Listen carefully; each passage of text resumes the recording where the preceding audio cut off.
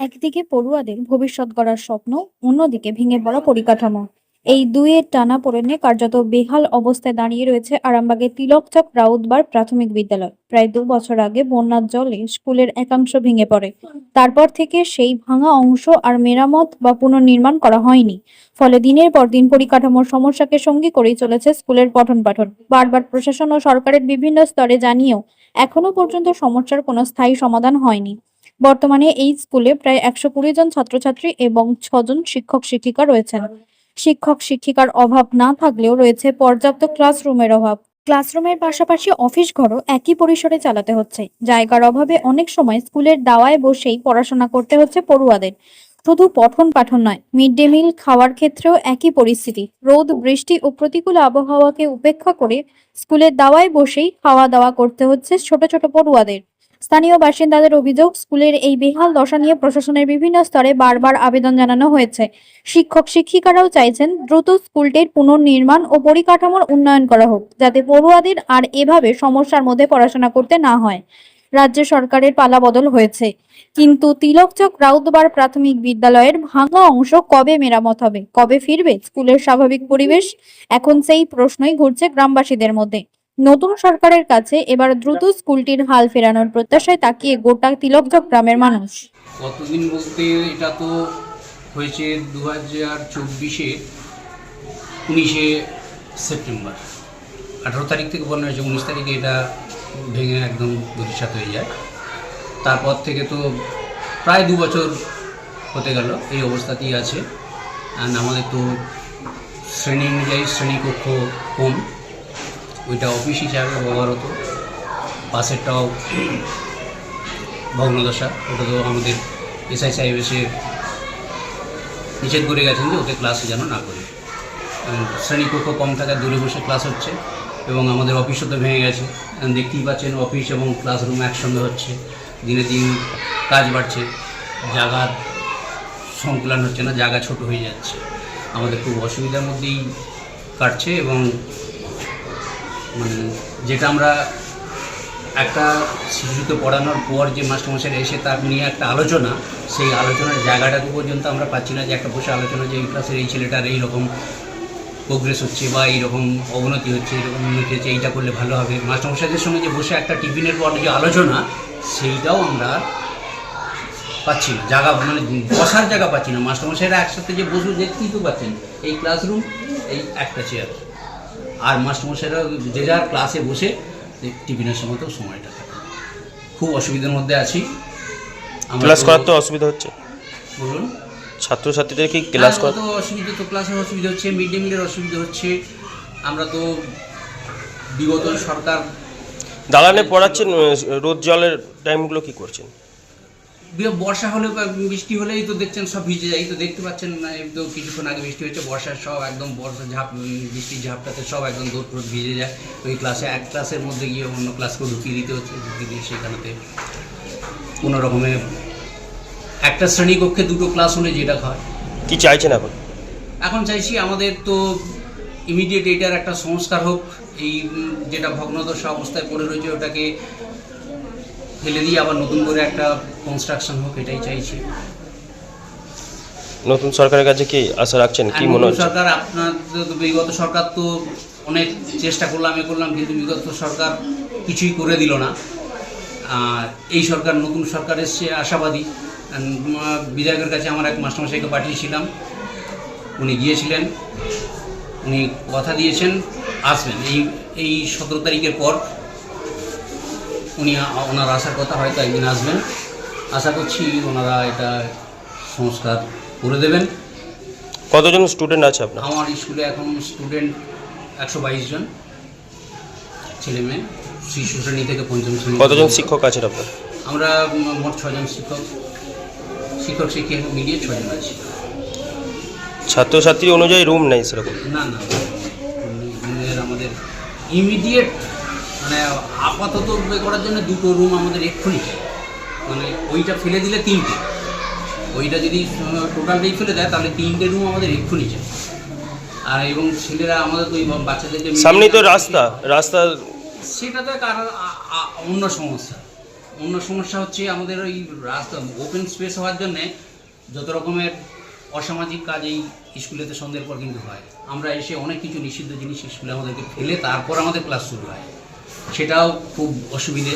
পাঁচিলের ব্যাপারটা তো আগে বসার জায়গা করি, তারপর ঘেরার জায়গা, ঘেরাটাও একসঙ্গে যদি করে দেয় তো খুব সুবিধা হয়। আপনার পরিচয়? আমার পরিচয়, আমি এই স্কুলের প্রধান শিক্ষক, আমার নাম অশোক ঘড়ুই। এটা চলছে বিগত 2024 সালে 18ই সেপ্টেম্বর যে বিল্ডিংটা ভাঙে, এই যে সামনে যে বাঁধ আছে নদীবাঁধ, বিধ্বংসী বন্যায় নদীবাঁধ ভেঙে সরাসরি এখানে বন্যার জল আসে এবং ভাসিয়ে নেয়। এটা আমাদের মূলত অফিস ঘর ছিল এবং পাশে ক্লাসরুম ছিল। তো এতটাই বাজেভাবে ক্ষতিগ্রস্ত যে আমাদেরকে বলা হয় যে ক্লাসরুম ব্যবহার করা যাবে না। কিন্তু ব্যবহার করা যাবে না ঠিক কথা, আমাদের ক্লাসরুম এমনিতেও কম। আমাদের স্কুল ক্লাস 5 পর্যন্ত, মানে 6টা শ্রেণীকক্ষ, শিশু থেকে পঞ্চম শ্রেণী পর্যন্ত 6টা। কিন্তু যেহেতু আমাদের আলাদা করে নতুন কোনো শ্রেণীকক্ষ হয়নি, তাই আমাদেরকে বাচ্চাদেরকে এই স্কুলের দুয়ারে বসেই আমাদেরকে পড়ানো চালাতে হয়। এবং শুধু পড়ানো নয়, মিড ডে মিলটাও আমরা দুয়ারে বসেই আমরা খাওয়াই, কারণ আলাদা করে কোনো ঘর বা সেরকম কিছু ব্যবস্থা আমাদের হয়নি। এবং এই বিষয় নিয়ে আমরা প্রশাসনিকভাবে, মানে অফিসিয়ালি আমাদের এসআই অফিস থেকে শুরু করে,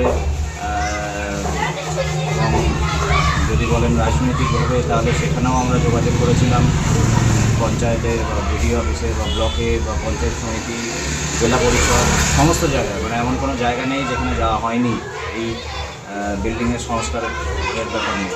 কিন্তু প্রতি জায়গাতেই ওই মানে মিথ্যা প্রতিশ্রুতি আর কি এরকম পেয়েছিলাম। সেই কারণে আজও এই অবস্থার মধ্যেই আমাদের এই বিদ্যালয়, তিলকচক রাউতবাড় প্রাথমিক বিদ্যালয় এইভাবেই চলছে। মূলত সরকারের তো পলাবদন হয়েছে, নতুন সরকারের কাছে কি দাবি রাখবেন? দাবি বলতে আমরা খুবই আশাবাদী, কারণ বিগত সরকার যে কারণেই হোক, বিতর্কে যেতে চাই না, যে কারণেই হোক করেনি ঠিক আছে। পালাবদল হয়েছে, রাজ্যে নতুন দল তার সরকার গঠন করেছে। তো আমরা খুবই আশাবাদী। এই সরকারের কাছে আমাদের একান্তভাবে অনুরোধ, আমাদের জনপ্রতিনিধি থেকে শুরু করে শিক্ষা দপ্তর থেকে শুরু করে সমস্ত জায়গায়, যে অতি সত্বর যেন এই বিল্ডিংয়ের একটা সংস্কার হয়।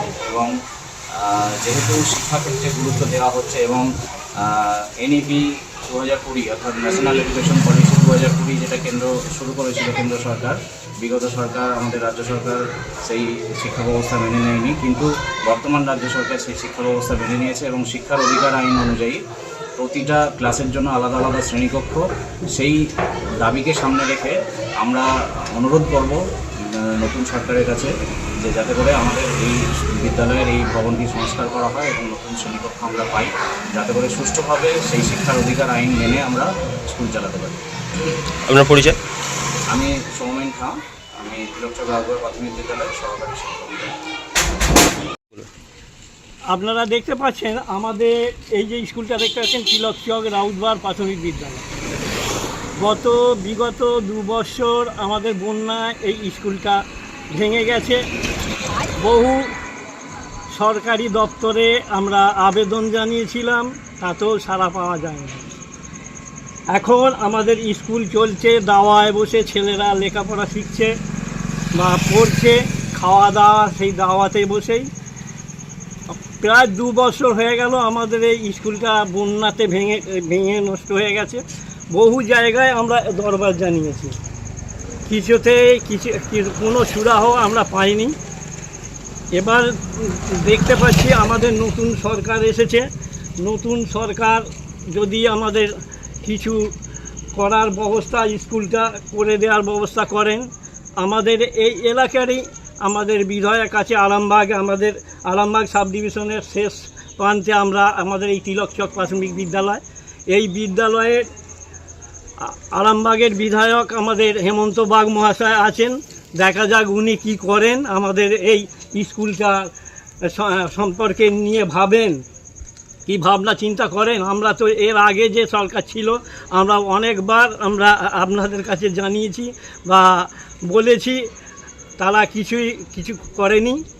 ছেলে মেয়েদিকে কি দালানে বস করে পড়াশোনা করতে? হ্যাঁ, ছেলেমেয়েরা দালানে, বেশিরভাগ ক্ষেত্রেই ছেলেমেয়েরা দালানে বসে জল ঝড় রোদ জল রোদ্রু জল ঝড় হলো এই দালানে বসে পড়াশোনা করে। বেশি সমস্যা হয় মিড ডে মিল খাওয়ার সময়, ঝড় বৃষ্টি এলে ওই দাঁড়াতে বসি খাওয়ানো হয়, এতে সমস্যা দেখা দেয়। তাই নতুন সরকার বাহাদুরের কাছে আমাদের আবেদন, আপনারা যদি দেখেন বা আমাদের এই আরামবাগ এলাকার বিধায়ক হেমন্ত বাবুকে আমাদের বিশেষ অনুরোধ করে জানানো যাচ্ছে, আপনি যদি আমাদের এই স্কুলটার প্রতি দেখেন। আমাদের আরেকটি বিশেষ সমস্যা, আমাদের এই স্কুলের কোনো পাঁচিল হচ্ছে না। এর আগেও বহু আমরা নিবেদন করেছি এই স্কুলের যে পাঁচিলের জন্য বিরাট সমস্যা। সন্ধ্যার পর আমাদের এই স্কুলে অনেক রকম যাই হোক সেটা আর বলছি না, হয় তাতে করে সমস্যা সৃষ্টি হয়। মাস্টাররা এসে দেখে বা আমি একটু স্কুলকে ভালোবাসি, এখানে এসে আমাকেই ডেকে এখানে দেখা এইসব নোংরা পড়ে রয়েছে, রয়েছে এইরকম নানা রকম সমস্যা, বোতল পড়ে রয়েছে। তাই আপনাদের কাছে অনুরোধ, আপনারা যত তাড়াতাড়ি পারেন এই স্কুলটার প্রতি একটু নজর দিন। আমি হেমন্তবাবুকে বলবো। আরান্ডি 2 অঞ্চলের তিলকচক রাউতবাগ গ্রামের যে প্রাইমারি স্কুল আছে, ওই প্রাইমারি স্কুলের পাশেই আমার মুদিখানা দোকান। তা 2 বছর আগে বন্যায় এমন বন্যা হয়েছিল যে বাঁধ ভেঙে আমার দোকানের পাশ দিয়ে যে প্রাইমারি স্কুলটি রয়েছে, এই প্রাইমারি স্কুলটা পুরো আধখানা অবস্থায় ঝুলছে, মানে সে পুরো ভাসিয়ে নিয়ে চলে গিয়েছিল। যা কিছু ছিল কিচ্ছু থাকে না, চেয়ার টেবিল সমস্ত মাঠের ওপর দিয়ে ভাসিয়ে নিয়ে চলে গেছে। আমার দোকানটার সামনে দিয়ে যে একটা নালা তৈরি হয়েছিল, সেই নালাটা পুরা 3 মানুষ গর্ত হয়ে নালা হয়েছিল। সেই নালা সেই খালটা পুরো পড়েই আছে, কোনো মানে বোঝানোর তো কোনো নেই, আর কেউ এসে দেখেও না। এবং প্রাইমারি স্কুলটা সেই ভগ্না অবস্থাতেই পড়ে আছে, দালানে বস করে পড়াশোনা চলছে দেখলাম। এবং সেইখানে যে ছেলে মেয়েরা কী হবে, সেই স্কুলের যে দৌড় আছে, সেই বাইরের দৌড়েতে বসিয়ে পড়াশোনা করানো হয়। এবং খুবই অবস্থা খারাপ, বৃষ্টি হলে ভেজে এবং ভেজানো অবস্থায় তিরপল দিয়ে কোনো রকমে রেখে তাদেরকে পড়ানো হয়। সেই অবস্থা 2 বছর ধরে সেই প্রাইমারি স্কুল রোডের গায়ে সে ঝুলছে, সে ঝোলা অবস্থায় রয়েছে, কিন্তু এর দিকে কোনো প্রশাসন ব্যবস্থা কোনোই এর দিকে তাকায়নি এবং এই অবস্থায় পড়ে আছে। এবার সরকার মহাশয়ের কাছে আমার অনুরোধ যে যেন এইটার দিকে আপনারা নজর দেন এবং যত তাড়াতাড়ি সম্ভব এটার ব্যবস্থা বা সারাইয়ের ব্যবস্থা করা হয়, তার দিকে আপনাদের কাছে আমি লক্ষ্য নজর রাখছি, যাতে তাড়াতাড়ি এটা সারানো যায়। এটাই আমাদের কাছে একান্ত অনুরোধ, সমস্ত গ্রামবাসীর অনুরোধ এবং স্কুল কর্তৃপক্ষের অনুরোধ, আমি পাশে দোকানদার, আমারও অনুরোধ যাতে তাড়াতাড়ি এইটা ব্যবস্থা হয় তার চেষ্টা করুন। আপনার পরিচয়? আমার পরিচয়, আমার বাড়ি কিসমত খেদাইল গ্রামের আরান্ডি 2 অঞ্চলের আমি বাসিন্দা। প্রাইমারি স্কুলের একদম সামনেই আমার মুদিখানা দোকান। আমাদের অবস্থা এখানে খুবই খারাপ, অন্তত আপনারা একটু লক্ষ্য নজর দিন আপনার নাম? যাতে এটা কাজ হয়। আমার নাম উত্তম ভট্টাচার্য। এবার হাতের কাছেই মিলবে অত্যাধুনিক ও নির্ভরযোগ্য স্বাস্থ্য পরিষেবা। আরামবাগ, খানাকুল ও পরশুরা থানা এলাকার মানুষদের জন্য এক বড় সুখবর। খানাকুলের সেকেন্দারপুরে গড়ে উঠেছে একটি আধুনিক ও সুসজ্জিত nursing home, lifeline health care. Director Sanjay Palu. এই নার্সিংহোমে রয়েছে 24 ঘন্টা রোগী দেখানোর ও ভর্তি করার সুব্যবস্থা। সঙ্গে রয়েছে বিনামূল্যে অ্যাম্বুলেন্স পরিষেবা। অভিজ্ঞ পরিষেবা ও যত্নশীল ব্যবস্থাপনায় আপনার সুস্থতার নির্ভরযোগ্য ঠিকানা লাইফলাইন হেলথ কেয়ার। যোগাযোগ 9735481158 7432984404। অত্যাধুনিক সুসজ্জিত লজ সানা লজ। আরামবাগের চন্দ্রবান হাই স্কুল ও পুরসুরার দিগুড়িঘাটের মধ্যবর্তী লঘু চকের মনোরম প্রাকৃতিক পরিবেশে গড়ে উঠেছে এই অনন্য ঠিকানা। বিবাহ, অন্নপ্রাশন, এনগেজমেন্ট বা যে কোনো সামাজিক অনুষ্ঠানের জন্য সর্বাধুনিক ব্যবস্থায় প্রস্তুত সানা লজ। রয়েছে পর্যাপ্ত গাড়ি পার্কিং সহ আধুনিক সব পরিষেবা, সবই আপনার সাধ্যের মধ্যে। আজই বুকিং করুন আপনার স্বপ্নের অনুষ্ঠানের জন্য আপনারই পছন্দের ঠিকানায় সানা লজ, দিগুড়িঘাট ও চন্দ্রবান হাই স্কুলের সন্নিকটে লঘু চকে। যোগাযোগ শাহনওয়াজ মোল্লা। Mobile number 9734754516, 9641092406।